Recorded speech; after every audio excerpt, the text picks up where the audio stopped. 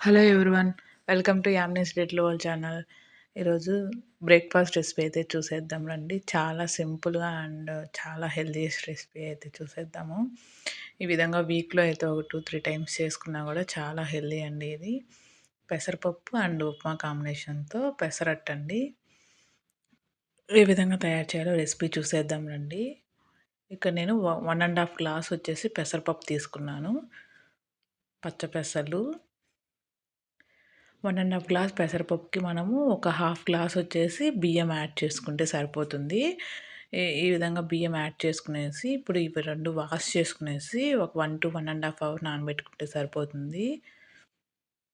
Wash చేసుకునేసి ఈ విధంగా పక్కన పెట్టేసుకున్నాను 1 ½ అవరు. ఆఫ్టర్ 1 ½ అవర్ తర్వాత ఈ విధంగా అయితే కొంచెం నానిపోతాయి. ఈ విధంగా ఉబ్బుతాయి. ఇప్పుడు ఇదంతా తీసుకునేసి మనం మిక్సీ జార్‌లో పట్టేసుకోవాలి.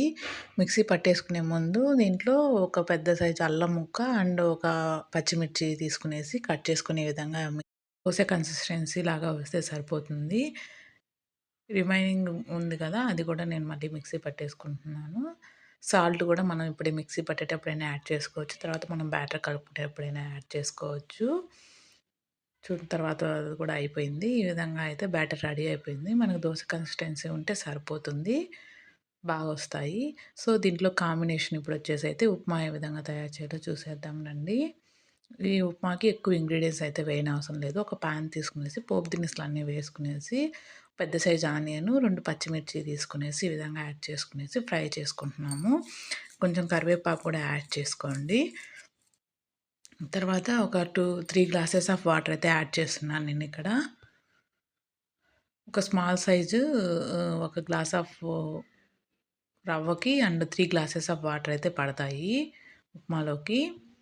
ఇక్కడ చూడండి రవ్వ కూడా యాడ్ చేసేస్తున్నాను. ఈ ఉప్మాలోకి ఎక్కువ ఇంగ్రీడియెంట్స్ అయితే ఏం అవసరం లేదు. ఈ విధంగా తయారు చేసుకున్నా సరిపోతుంది. చూడండి ఆల్మోస్ట్ ఉప్మా కూడా రెడీ అయిపోయింది.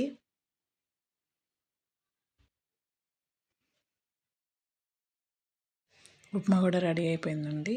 ఇప్పుడు ఇంకా మనం పెసరట్టు అయితే వేసేసుకుందాం రండి. ఒక పాన్ పెట్టేసుకునేసి బాగా వేడెక్కాక ఒక గరిటెతో ఇలాగా ఉప్మా పెసరట్టు అయితే వేసేసుకునేసి దీనిపైన మనం రెడీ చేసి పెట్టుకున్నటువంటి ఉప్మా అయితే వేసేసుకోవాలి. కొంచెం ఒక సైడు అంతా స్ప్రెడ్ చేసుకుంటే అంత టేస్ట్ అనిపించదు. ఒక సైడ్ వేసుకుంటే సరిపోతుంది.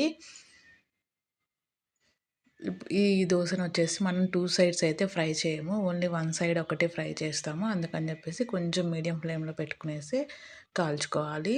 చూడండి లైట్ ఈ విధంగా గోల్డెన్ కలర్ వచ్చేంత వరకు బాగా ఫ్రై చేయనివ్వాలి. మళ్ళీ ఇంకొక దోస అయితే వేసేసుకునేసి ఇంకొక కాంబినేషన్‌తో ఆనియన్స్ అండ్ పచ్చిమిర్చి, కొంచెం అల్లం ముక్కలు ఈ విధంగా సన్నగా చాప్ చేసుకునేసి, ఈ విధంగా దోస పైన వేసుకునేసి, కొంచెం జీలకర్ర కూడా ఈ విధంగా వేసేసుకునేసి ఆయిల్ వేసేసుకోవాలి. ఈ విధంగా అయితే చేసుకుంటే చాలా టేస్ట్ ఉంటుంది దోస. ప్లెయిన్ దోసెస్ కూడా చాలా బావుంటాయి. ఈ విధంగా ఆనియన్స్, అల్లం ముక్కలు వేసుకుంటే టేస్ట్ అనేది పెసరట్టుకి చాలా బావుంటుంది. ఇంకా దోసలైతే రెడీ అయిపోయాయి. Ready to serve. ఈ విధంగా వైట్ చట్నీ ఆర్ అల్లం చట్నీ కాంబినేషన్‌తో తింటే చాలా బావుంటుంది. మెయిన్ ఉప్మా, పెసరట్టుకి అల్లం చట్నీ అనేది కాంబినేషన్ చాలా బావుంటుంది. ట్రై చేయండి. Thank you for watching my video.